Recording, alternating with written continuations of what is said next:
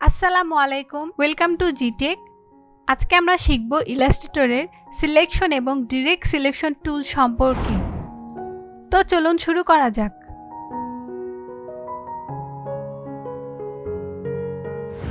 সর্বপ্রথমে আমাদের ইলাস্ট্রেটরটি ওপেন করতে হবে।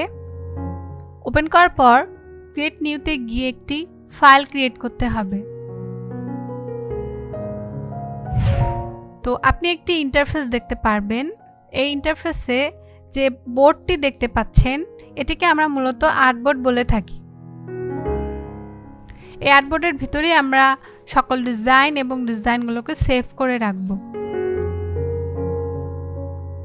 ইলাস্ট্রেটরের বাম পাশে এই সকল আইকনসকে এক একটি টুলস বলে, অর্থাৎ পুরো জায়গাটি হচ্ছে টুলস বার।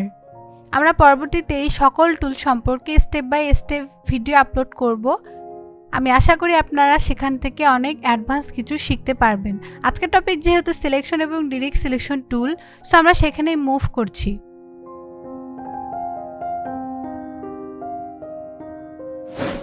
এই আইকনকে সিলেকশন টুল বলে। আমরা কিবোর্ডের ভি প্রেস করেও সিলেকশন টুল সিলেক্ট করতে পারি। আমি একটি শেপ নিয়ে আসছি। সিলেকশন টুলের কাজ হচ্ছে কোনো একটি শেপ অথবা ইমেজকে চারিদিকে মুভ করানো, ছোট বড় করা আপনার ইচ্ছা মতো, অথবা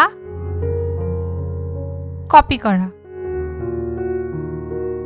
কোন একটি শেপকে যখন আপনি ছোট বড় করবেন আপনার ইচ্ছা মতো করতে পারেন, অথবা আপনি কিবোর্ডে শিফট প্রেস করেও ছোট বড় করতে পারেন। এক্ষেত্রে কি হবে, এক সাইড থেকেই চারিদিকে শেপটি ছোট বড় হবে।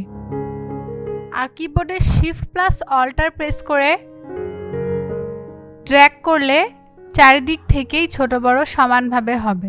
এবার অল্টার প্রেস করে আপনি ড্র্যাগ করে আনলে একটি শেপের কপি হবে।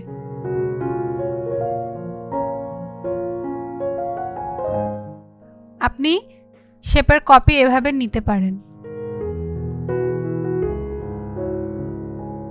আর অল্টার শিফট প্রেস করলে শেপটি সোজাসুজি চলে আসে। এবার আসি direct selection tool. Direct selection টুলের কাজ হচ্ছে কোনো একটি শেপকে অ্যাঙ্কর পয়েন্ট ধরে রিশেপ করা। ইলাস্ট্রেটরের ডিরেক্ট সিলেকশন টুলের অনেক ব্যবহার রয়েছে। ডিজাইন করার ক্ষেত্রে ডিরেক্ট সিলেকশন টুলস অনেক ক্ষেত্রেই ব্যবহার হয়। যেমন ডিরেক্ট সিলেকশন টুলকে অ্যাঙ্কর পয়েন্ট ক্লিক করে ড্র্যাগ করলে একটি শেপ হয়। একটি শেপকে রিশেপ করতে পারেন। আমরা ইচ্ছা মতো কোনো একটি শেপকে রিশেপ করতে পারি। অ্যাঙ্কর পয়েন্টে ক্লিক করার পর তার নিচে আরেকটি গোল চিহ্ন দেখা যাচ্ছে। এই গোল চিহ্নতে ওয়ান ক্লিক করে ড্র্যাগ করলে এই কর্নারকে আপনি কার্ভ করতে পারেন।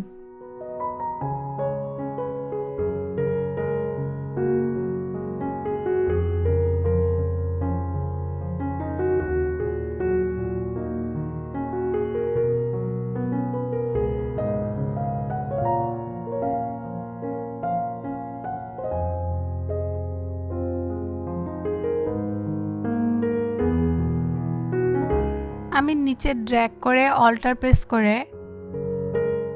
হ্যান্ডেলটিকে একটি শেপ দিচ্ছি।